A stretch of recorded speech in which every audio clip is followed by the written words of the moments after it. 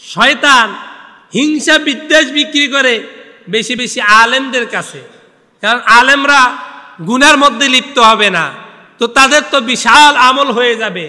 এখন এগুলো ধ্বংস হওয়ার জন্য সহজ পন্থা হচ্ছে, এক আলেম আরেক আলেমকে দেখতে পারে না, হিংসা বিদ্বেষ থাকার কারণে ওই আলেম যতই আমল করুক পিছন থেকে এগুলো জলে ফুলে সারখার হয়ে যায়। হযরত খিজির আলাইহিস সালামের কাছে গিয়ে একজন বলে, হুজুর আমি তো আপনার মুরিদ, তবে শুনেন আমি যেই বাড়ির পাশে থাকি আমার যা আছে আমার প্রতিবেশীর ডাবল ডাবল আছে, আমার যা আছে আমার প্রতিবেশীর কি আছে, ডাবল ডাবল আছে। এখন আমি আপনার কাছে দোয়া চাই, যেহেতু আমি আপনার মুরিদ, আপনি তো মুস্তাজাবুদ দাওয়া, আপনি আল্লাহর কাছে দোয়া করেন যে তার যা আছে আমার যেন ডাবল ডাবল হয়ে যায়। তো খিজির আলাইহিস সালাম আল্লাহর কাছে দোয়া করছে। পাশের জনে বাড়ি ছিল একটা, এই এর দোয়ার করার কারণে এর বাড়ি হচ্ছে কয়টা, দুইটা। পাশের জনের গাড়ি আছিল মানে ঘোড়া আছিল একটা, এর দোয়ার কারণে ঘোড়া হয়েছে কয়টা, দুইটা। এখন ওই যেই ব্যক্তির এই খিজির আলাইহিস সালামের কাছ থেকে দোয়া আনছে আর যার জন্য হিংসা করছে, ওই লোক খিজির আলাইহিস সালামের কাছে গিয়ে আবার মুরিদ হইলেন, গিয়ে বলেন, হুজুর উনি তো দোয়া কইরা আপনার কাছ থেকে ডাবল ডাবল নিছে, এবার আপনি আমার জন্য দোয়া করেন আল্লাহ যেন আমার বাড়িটা নিয়ে যায়। তো এর বাড়ি আছিল দুইটা, এর যা আছিল অত ডাবল হয়েছে। তো খিজির আলাইহিস সালাম দোয়া করছে, এর বাড়ি আছে একটা, এর বাড়ি দুইটার একটাও নাই। উনি বলল যে আমার গাড়ি যা আছে তারও তো গাড়ি ডাবল আছে, তো তার জন্য দোয়া করেছে, তার গাড়িও চলে গেছে। এবার বলে যে এবার আমার জন্য দোয়া করেন, আমার জন্য আল্লাহ একটা হাত লিয়ে যায়। তো যার দুইটা হাত আছে তার দুটা হাত চলে গেছে, এর গেছে একটা, ওর গেছে কয়টা, দুইটা। এর গেছে পাও একটা, ওর গেছে পাও দুইটা। খিজির আলাইহিস সালাম কয়, তোমরা যেইভাবে হিংসা বিদ্বেষ শুরু করেছ, এইভাবে কারো বাড়ি যাইব, কারো ঘর যাইব, কারো হাত যাইব, কারো পা যাইব। এই জন্য আল্লাহ তাআলা হিংসা বিদ্বেষ থেকে মানুষদেরকে সতর্ক থাকার জন্য আদেশ দিয়েছেন। একজন শবে বরাতের মহত্ব, শবে বরাতের বরকত শুই না দুই ভাই চিন্তা করলো, যেহেতু শবে বরাতে আল্লাহর কাছে সব পাওয়া যায়, তাহলে আজকে আমরা আল্লাহর কাছে এমন দোয়া করব আল্লাহ যেন এইটা আম করে না দিয়া যাইতে পারে, এমন একটা জিনিস আল্লাহর কাছে চামু, দেখি আল্লাহ এই শবে বরাতে এটা আমাদেরকে দেয় কিনা। দুই ভাই মিল্লা দুইটা বড় মারিচ চাক্কা নিয়া লাল কাপড় সামনে দিয়া আল্লাহর কাছে দোয়া করতেছে, আল্লাহ এই দুইটা মাটির চাক্কাকে তুমি স্বর্ণে রূপান্তরিত করে দাও। কি রূপান্তরিত করে দাও? স্বর্ণে রূপান্তরিত করে দাও। তুমি বলে চল এই শবে বরাতে যা দোয়া করি ওই দোয়াই কবুল হয়। আমরা আজকে দোয়া করতেছি দুই ভাই মিল্লা আল্লাহ যেন এই দুইটা মাটির চাক্কাকে স্বর্ণে রূপান্তরিত করে দেয়। রাত যত গভীর হয় ততই দোয়ার স্পিরিট বাড়ে।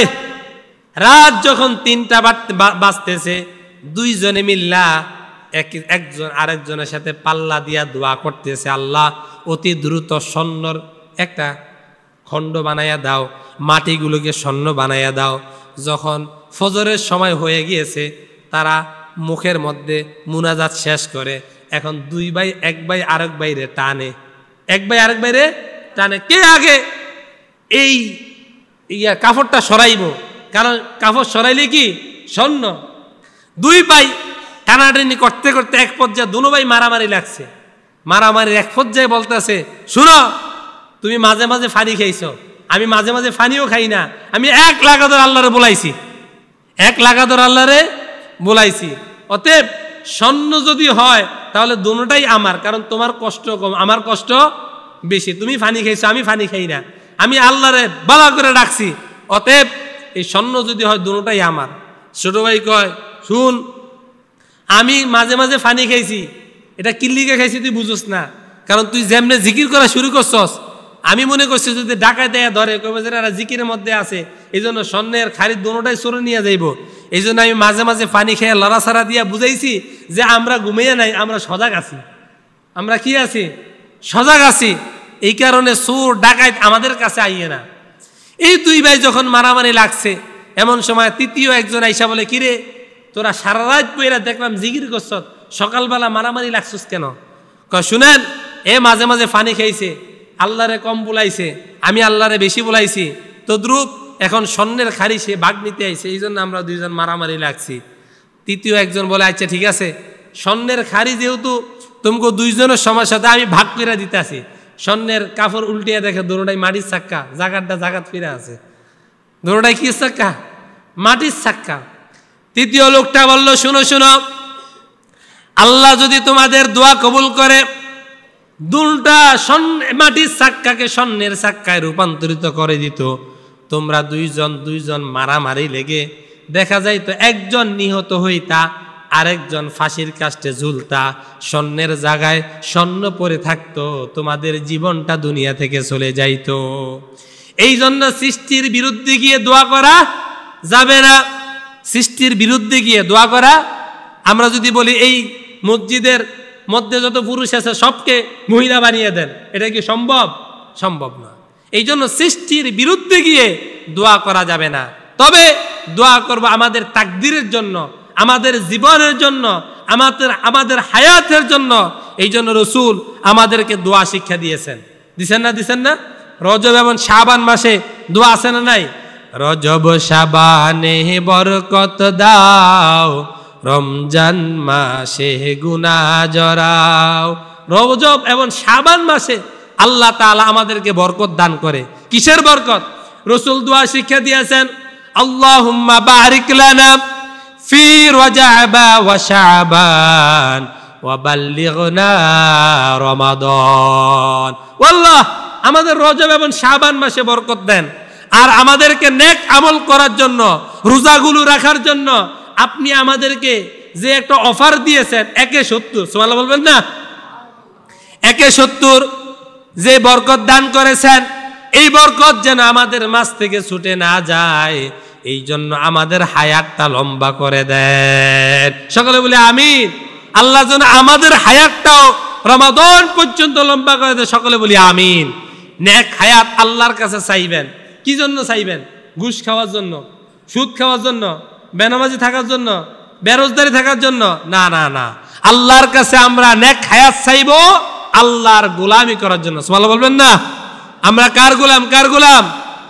আমরা যেহেতু আল্লাহর গোলাম, এই জন্য আমাদের সদা সর্বদা কাজ হচ্ছে মালিকের গোলামি করা। একজন লোক যদি আপনাকে কর্মচারী হিসাবে নিযুক্ত করে, আপনি সদা সর্বদা তার কথা শুনতে বাধ্য। যেহেতু আল্লাহ তাআলা আমাদের মালিক, তিনি আমাদের রব, তিনি আমাদের প্রভু, আমাদের হায়াত দিয়েছেন, আমাদের সুস্থ রেখেছেন, আমাদেরকে জীবন দান করেছেন। এই জন্য এই গোলামের কাজ হচ্ছে মালিকের গোলামি ঠিক মতন করা। কার গোলামি? কার গোলামি? আল্লাহর গোলামি ঠিক মতন আদায় করা। আজ দেখা যায় আমরা আল্লাহর গোলামি ছাড়া আমরা বান্দার গোলামি শুরু করে দেই। আমাদের দুনিয়ার কাজটাকে আমরা গুরুত্ব দেই, কিন্তু আল্লাহর গোলামিটাকে আমরা অপশনাল হিসাবে রেখে দেই। এই জন্য দেখা যায় জুমার দিনে মুসল্লি বেশি, ফজরের সময় মুসল্লি কম। বাস্তবতা আছে না নাই? যদি আমরা প্রকৃত অর্থে সত্যিকারে আল্লাহর গোলাম বলে স্বীকৃতি দিতাম, আজান হলে পরে কখনো আমরা মসজিদ থেকে গাফেল হতাম না। আজান এবং একামতের মধ্যখানে আল্লাহ তাআলা দোয়া কবুল করে। আল্লাহ তাআলা বলেন, ওয়াসারিউ ওয়াসারিউ, দৌড়াও, প্রতিযোগিতা করো। আমরা বললাম, মালিক রে, কি প্রতিযোগিতা করব? আল্লাহ তাআলা বলেন, ওয়াসারিউ ওয়াসারিউ ইলা মাগফিরাতিম মির রাব্বিকুম, তোমার রবের ক্ষমার দিকে দৌড়াও। আমরা বললাম, মালিক রে, কতদিন পর্যন্ত ক্ষমার দিকে দৌড়াইব? আল্লাহ তাআলা বলেন, দুনিয়ার মানুষ শুনে নিয়ে যাও, যতদিন পর্যন্ত পূর্ব আকাশে সূর্য উদিত হবে, পশ্চিম আকাশে সূর্য অস্ত যাবে, ততদিন পর্যন্ত আমার কাছে দোয়া করলে আমি আল্লাহ তোমার দোয়াকে ফেরত দিব না। অবশ্যই তোমার দোয়াকে কবুল করব, তবে যেদিন থেকে পশ্চিম আকাশে সূর্য উদিত হয়ে যাবে, ওই দিন কোনো মানুষের দোয়া আল্লাহ কবুল করবে।